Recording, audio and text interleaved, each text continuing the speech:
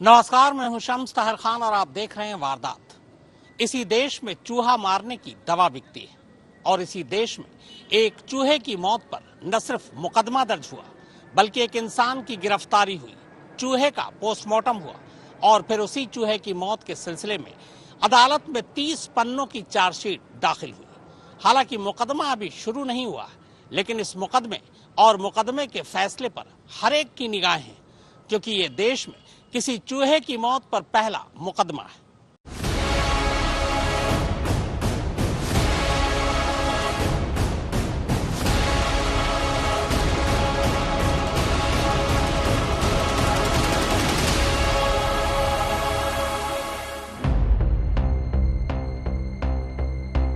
बात 24 नवंबर 2022 की है। उत्तर प्रदेश के बदायूं इलाके में एक शख्स एक चूहेदानी से एक जिंदा चूहा निकालता है। इसके बाद उस चूहे की पूंछ को प्लास्टिक की डोरी से एक वजनी पत्थर के साथ बांधकर नाले में डुबो देता है। इत्तेफाक से जब वो ऐसा कर रहा था, तभी वहां से इलाके के एक पशु प्रेमी विकेंद्र शर्मा गुजर रहे थे। चूहे के साथ इस क्रूरता को देख उन्होंने उस शख्स को रोकने की कोशिश की, फिर बड़ी मुश्किल से उसके चंगुल से चूहे को छुड़ाया, लेकिन अफसोस तब तक चूहे की मौत हो चुकी थी। नाम क्या है? इस क्रूरता को लेकर विकेंद्र ने जब उस शख्स से बात करनी चाही तो वो बिफर पड़ा। उसने कहा कि हम पहले भी ऐसा करते रहे और आगे भी करेंगे। ये सुनकर विकेंद्र शर्मा उस मुर्दा चूहे को उठाकर सीधे बदायूं के कोतवाली थाने जा पहुंचे। मैंने देखा कि वो मनोज जो आरोपी हैं वो अपने दो छोटे छोटे बच्चों के साथ नाले के किनारे बैठे हुए थे, नाले में कुछ कर रहे हैं। मैंने सोचा पता नहीं क्या हो सकता है, कुछ गिर गया, उसको निकालने की कोशिश कर रहे हैं। लेकिन जब पास जाके देखा तो वाकई कुछ और था। वो एक डोरी में बंधा हुआ पत्थर और उसके नीचे चूहा, वो उसको खींच रहे थे ऊपर की तरफ। मैंने देखा कि अरे ये तो गलत कर रही है, जिंदा है चूहा। तो बोले उसे जिंदा से मार ही तो रहे हैं हम, जिंदा थोड़ी रखना है। तो मैंने कहा क्यों मारोगे, ऐसे मारोगे तो तड़प रहा है। तो बोले यार ये बहुत नुकसान कर देते हैं, हमारा मिट्टी के बर्तन जो बनाते हैं वो फोड़ देते हैं। तो मैंने कहा यार पिंजड़े में पकड़ के लाए हो आप, इसको गांधी ग्राउंड में छोड़ दो ले जाके, पास में ही तो है। विकेंद्र ने पुलिस वालों से मुर्दा चूहे के साथ हुई क्रूरता के खिलाफ मुकदमा दर्ज करने को कहा। ये सुनते ही थाने में मौजूद पुलिस वाले हंस पड़े, पर विकेंद्र अड़ा रहा। बाद में पुलिस वालों को गुस्सा भी आया। उन्होंने यहाँ तक कहा कि क्या पुलिस वालों को चूहे की मौत का मुकदमा भी दर्ज करना पड़ेगा। विकेंद्र को पुलिस वालों से करीब 3 घंटे तक बहस करनी पड़ी। थाने में मौजूद पुलिस वालों को समझ में ही नहीं आ रहा था कि वो क्या करे। फिर उनमें से किसी ने अपने आला अफसर को फोन किया, पूरी बात बताई। तब कहीं जाकर 24 नवंबर की शाम को चूहे की मौत को लेकर कोतवाली पुलिस ने FIR दर्ज की। मैं जब चूहा लेकर कोतवाली पहुंचा, हमारे इंस्पेक्टर साहब हरपाल सिंह वालियान मुझे दरवाजे पर ही मिल गए। तो मैंने उनको बोला कि सर ऐसे एक चूहे की हत्या हुई है और इतनी बुरी तरह से मारा गया उसको, मैं चाहता हूँ इसमें कोई कार्रवाई की जाए। हरपाल सिंह वालियान जी का रुख एक साथ बदल गया। बोले अरे अब चूहे मारने पर भी मुकदमे होने लगेंगे, चूहे इतना नुकसान करते हैं, ये करते हैं, तो कोई मारेगा नहीं तो और क्या करेगा। तो मैंने कहा सर मारना अलग है और इस तरह जो मारा है उसने ये बिल्कुल अलग है। जो उसके साथ बहुत ज्यादा क्रूरता की गई थी, मैं उसलिए इस पर एक्शन के लिए बात करने आया। बहुत गुस्से में, ठीक है आप इस चूहे को रख दो, यहाँ एप्लीकेशन दे दो, फिर इतना कह के वो वहां से चले जाए। शाम को 6 बजे के बाद करीब मैंने COCD सर को कॉल किया। मैंने कहा सर ऐसे ऐसे एक वाकया हुआ है, इंस्पेक्टर साहब मुझसे कह के चले गए, लेकिन मुझे 2.5 घंटा हो चुका है यहाँ बैठे बैठे, अभी तक कोई नहीं आया। तब उन्होंने कहा अभी मैं उनको बात करता हूँ। जैसे ही CO सर ने उनसे बात की होगी और तुरंत ही कोतवाली में इंस्पेक्टर सर का कॉल आ गया। FIR दर्ज होते ही अब विकेंद्र चूहे का पोस्टमार्टम कराने की बात पर अड़ गया। पुलिस वाले फिर चकराए, मगर विकेंद्र अपनी बात पर डटा रहा। आखिर थक हार कर 24 नवंबर की देर शाम को कोतवाली पुलिस का एक कांस्टेबल विकेंद्र के साथ मुर्दा चूहे को लेकर बदायूं के पशु चिकित्सालय पहुंचा। चौंकने की बारी अब चिकित्सालय में मौजूद डॉक्टरों की थी। जब उन्हें पूरी कहानी बताई गई तो पहले तो उन्होंने यही कहकर टालना चाहा कि हमारे अस्पताल में रात को पोस्टमार्टम नहीं होता। इस पर विकेंद्र ने दलील दी कि अगले दिन सुबह पोस्टमार्टम कर दें और तब तक मुर्दा चूहे को अपनी कस्टडी में रखें। ये सुनते ही अब पशु चिकित्सालय के डॉक्टर ने दूसरी कहानी सुनाई। डॉक्टर ने कहा कि एक तो हमारे इस अस्पताल में कभी चूहे का पोस्टमार्टम हुआ ही नहीं, दूसरा हम डॉक्टरों को चूहे के बारे में पढ़ाया ही नहीं गया, लिहाजा आप चूहे की लाश बरेली के IVRI पशु चिकित्सालय ले जाएं। कॉल के बाद मुझे एक लेटर मिला जिसको लेकर एक कांस्टेबल मेरे साथ गए थे। हम डिस्ट्रिक्ट हॉस्पिटल पहुंचे, पशु चिकित्सालय। वहां जब पहुंचे तो फार्मासिस्ट मुबीन जी मिले। मुबीन जी ने कहा अभी देखते हैं इसको। उन्होंने डॉक्टर साहब से बात की अपने किसी, डॉक्टर साहब ने बोला रात में कोई पीएम नहीं हो सकता, इसको कल देखेंगे। तो उन्होंने जब नेक्स्ट डे उन्होंने कुछ सोचा होगा, अपना डिस्कशन किया होगा अपने ऑफिसर से, तो उन्होंने कहा चूहे का पोस्टमार्टम हमारे यहाँ नहीं हो सकता, इसको आपको IVRI ही ले जाना पड़ेगा। फिर IVRI ले जाने, चूहे का पोस्टमार्टम ऐसा क्यों नहीं हो सकता, क्यों कहा उन्होंने? हाँ, उन्होंने बोला कि ये हमें नहीं पढ़ाया गया इसके बारे में, इसलिए हम इसका पोस्टमार्टम यहाँ नहीं कर सकते, इसको आपको IVRI ले जाना पड़ेगा। तो फिर मैंने उनको बोला, मैंने कहा ये बात आप कल ही बोल सकते थे, हमें इतना देर हमने डिले किया, हम सुबह इसको IVRI। तो अब चूंकि मामला दूसरे ज्यूरिडिक्शन का था, लिहाजा विकेंद्र ने डॉक्टर से रेफर लेटर देने को कहा। डॉक्टर ने रेफर लेटर दे दिया। अब दिक्कत ये थी कि रात हो चुकी थी, पोस्टमार्टम अगले दिन होनी थी, तो इस पूरी रात में चूहे की लाश को कहां और कैसे रखा जाए। बदायूं पशु चिकित्सालय ने लाश लेने से मना कर दिया था। पुलिस को एक चूहे की लाश मालखाने में रखने का कोई तजुर्बा ही नहीं था। उधर विकेंद्र को डर था कि मामले की लीपापोती के लिए पुलिस वाले चूहे की लाश को कहीं फेंक सकते हैं या फिर बिल्ली के आगे डाल सकते हैं। लिहाजा विकेंद्र ने तय किया कि पोस्टमार्टम होने से पहले चूहे की लाश को वो अपने पास रखे। वैसे भी चूहे की मौत हुए करीब 6-7 घंटे बीत चुके थे। विकेंद्र अब मुर्दा चूहे को अपने घर ले आता है। मैंने कहा आप इसको रिटेन में दीजिए कि आपके यहाँ पोस्टमार्टम नहीं हो सकता। उन्होंने फिर एक लेटर जारी किया, उसमें लिखा कि इसको हम IVRI रेफर करते हैं, इसका पोस्टमार्टम वहां किया जाए, जो पुलिस के नाम था, यहाँ से कोतवाली पुलिस के लिए किया गया। घर लाने के बाद वो फ्रिज से खूब सारे आइस क्यूब निकालता है, फिर उन्हें एक डब्बे में रखकर चूहे की लाश को उसी बर्फ के बीच रख देता है।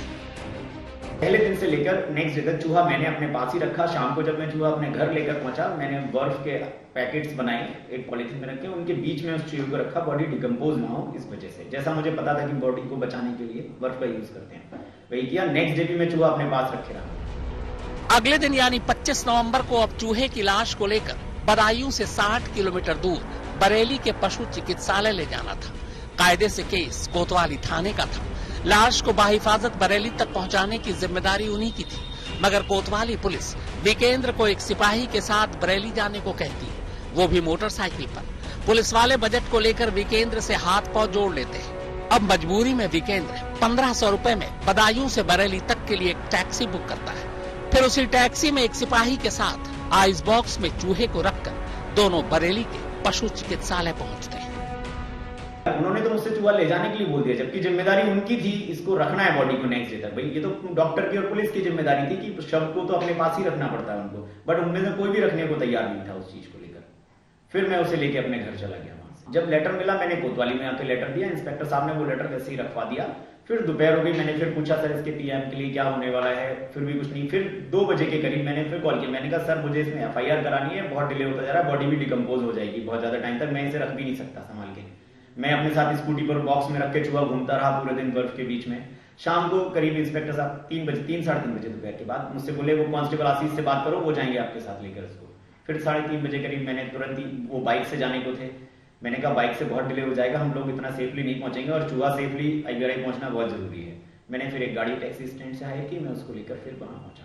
भाई पोस्टमार्टम के लिए उन्होंने भेजा, भाई सारा खर्चा तो उनकी जिम्मेदारी है, भाई बॉडी भी उन्हीं के पास, मेरा तो कोई रोल नहीं था उसमें, बट उनमें से कोई तैयारी नहीं था उस बॉडी को रखने के लिए, इस वजह से मुझे उस बॉडी को संभालना पड़ा। बरेली पशु चिकित्सालय पहुंचने के बाद विकेंद्र अपनी जेब से 250 रुपए की पर्ची कटवाता है। रेफर लेटर साथ था, लिहाजा डॉक्टर चूहे की लाश रिसीव करने और पोस्टमार्टम के लिए तैयार हो जाते हैं। जी IVRI पहुंचने के बाद वहां हमने जो रसीद कटाई थी, फिर वहां वो डॉक्टर सर आए थे सीनियर जो लैब के थे, वो नीचे आते हैं, उन्होंने देखा कि चूहा, फिर सारा वाकया पूछा मुझसे कि क्या बात थी ऐसा। मैंने कहा सर बस एक यही है हमारा उद्देश्य कि इस जीव को न्याय मिलना, जो उसका तरीका था बस वो गलत था। उनसे बहुत रिक्वेस्ट, तो उन्हें भी समझ में आया कि नहीं ये गलत तो किया है उसने। उन्होंने देखा बॉडी को, उन्होंने कहा नहीं ये तो गलत तरीका था उसका, हम करेंगे इसका, आप बॉडी को यहाँ रख दीजिए, हम कल इसको तैयार करेंगे, फिर 4-5 दिन में रिपोर्ट इसकी हम आपके कोतवाली को भेज देंगे पुलिस इंस्पेक्टर। 4-5 दिन बाद बरेली पशु चिकित्सालय से बाकायदा बंद लिफाफे में बदायूं कोतवाली पुलिस को चूहे की पोस्टमार्टम रिपोर्ट मिल जाती है।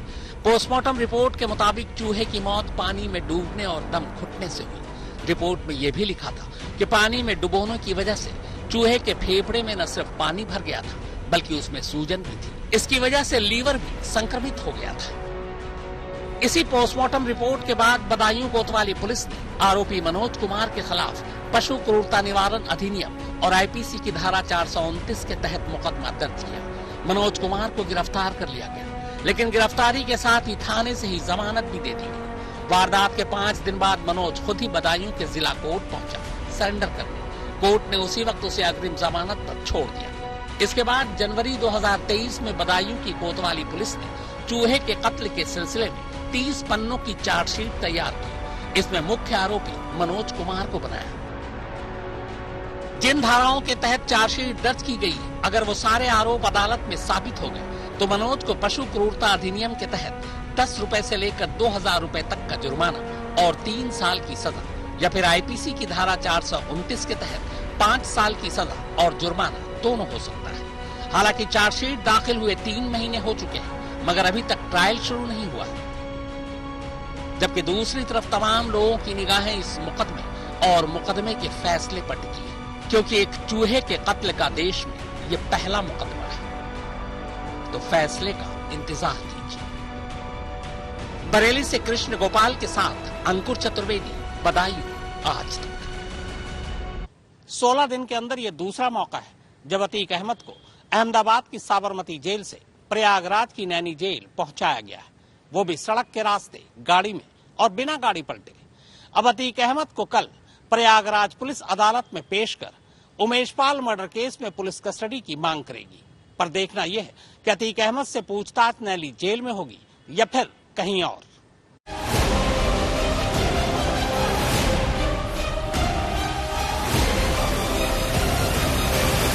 26 घंटे में 1275 किलोमीटर का सफर पूरा कर अतीक एक बार फिर नैनी जेल पहुंचा है। बल्कि पहुंचा क्या है, पहुंचा दिया गया है।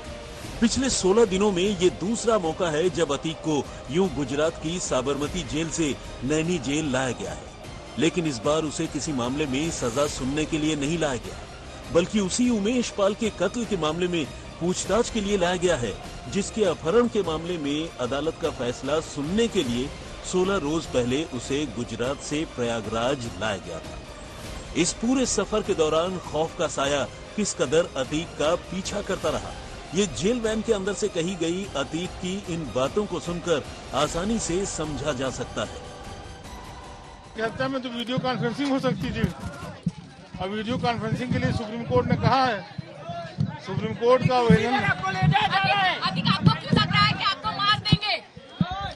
जब सुप्रीम कोर्ट ने कहा है कि वीडियो कॉन्फ्रेंसिंग कराओ, तो वीडियो कॉन्फ्रेंसिंग जब यहाँ है तो मुझको ले जा रहे हैं। काहे लिए ले जा रहे हैं? क्या करेंगे? दोबारा से ले जा रहे हैं। ये ले जा रहे हैं, इनकी नीयत सही नहीं है, खाली परेशान करना चाहते हैं, मारना चाहते हैं। हम आपके जरिए गवर्नमेंट से कहना चाहते हैं कि बिल्कुल मट्टी में मिल गए हैं, अब हमारे औरतों को, बच्चों को परेशान न करें। आपने माफियागिरी करी क्यों थी? नहीं, माफियागिरी खत्म हो गई। करी थी ना? कहाँ है असद? कहाँ है असद? कहाँ है कौन? असद कहाँ है? मैं क्या जानूं, मैं जेल में हूँ। कहाँ है? प्रयागराज पुलिस ने उमेशपाल के कत्ल के मामले में पूछताछ के लिए अतीक को प्रोडक्शन वारंट पर साबरमती जेल से लाने की अर्जी दी थी, जिस पर अदालत ने बी वारंट जारी किया और 11 मार्च को यूपी पुलिस ने साबरमती जेल में बी वारंट की तामील करवाई और उसे सड़क के रास्ते प्रयागराज लेकर आई। राजस्थान में फिलहाल जो है अतीक अहमद का जो काफिला है, यूपी पुलिस का काफिला, आप देख सकते हैं कि कोटा में हैंगिंग ब्रिज के पास से जो है वो गुजर रहा है। तकरीबन 400 से अधिक किलोमीटर का जो सफर है राजस्थान के अंदर तय किया है। ये 7 जिले रतनपुर बॉर्डर से जो है इस काफिले की एंट्री हुई थी। आप देख सकते हैं काफी लंबा काफिला है यूपी पुलिस का। झांसी से होते हुए यहाँ पे 12 शिवपुरी से होते हुए झांसी और फिर यूपी में प्रयागराज तक पहुंचेगा। इस पूरे सफर के दौरान अतीक डरा सहमा नजर आया। उसने यूपी पुलिस से खुद की जान पर खतरा भी बताया। फिलहाल अतीक को बेशक नैनी जेल में रखा गया हो, लेकिन पुलिस उसे रिमांड पर लेकर पूछताछ की तैयारी कर रही है।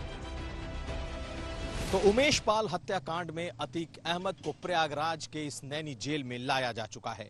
उसका भाई अशरफ, उसे भी इसी जेल में लाया गया। अब पुलिस की आगे की कार्रवाई शुरू होगी। अभी तक तमाम जो शूटर फरार हैं और पुलिस की किरकिरी हो रही है। यहां के बाद कल जब इसे अदालत में पेश किया जाएगा, उसके बाद होता क्या है इस पर नजर रहेगी। लोगों का मानना है कि अब सीधे पीसीआर यानी कि पुलिस रिमांड मांग सकती है प्रयागराज पुलिस, क्योंकि उसे अब पूछताछ करनी है। दोनों भाइयों को एक साथ लाया गया, एक साथ इसी जेल में रखा गया है। चर्चा यह भी है कि चूंकि सभी के सभी शूटर फरार हैं, उनका अता पता नहीं मिल रहा।